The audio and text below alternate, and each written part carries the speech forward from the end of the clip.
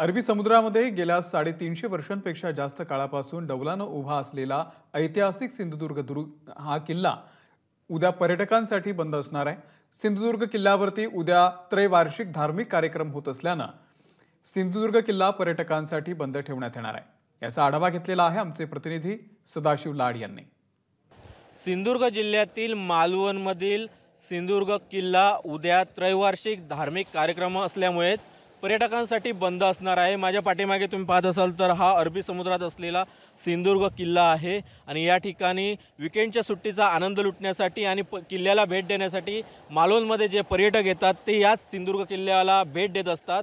आणि सध्या जर आपण पाहिलं असेल तर मी दांडी समुद्रकिनारी आहे आणि आपण पाहत असाल तर या ठिकाणी मोठ्या संख्येने पर्यटकांची गर्दी देखील आपल्याला पाहायला मिळते। हेच पर्यटक मालवण समुद्रकिनारा असेल किंवा मालवणमधील राजकोट किल्ला किंवा सिंधुदुर्ग किल्ला आहे या ठिकाणी भेट देत असतात। मात्र सिंधुदुर्ग किल्ला जो आहे तो उद्या त्रैवार्षिक धार्मिक कार्यक्रम जो आहे तो किल्ल्यावर होणार आहे आणि त्यामुळेच पर्यटकांसाठी किल्ला जो आहे तो पूर्णपणे एक दिवस बंद असणार आहे।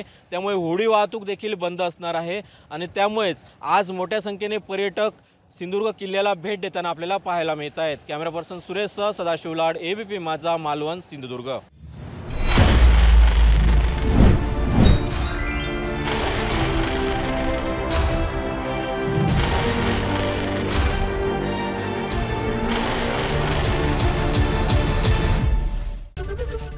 ABP माझा, उघडा डोळे बघा नीट।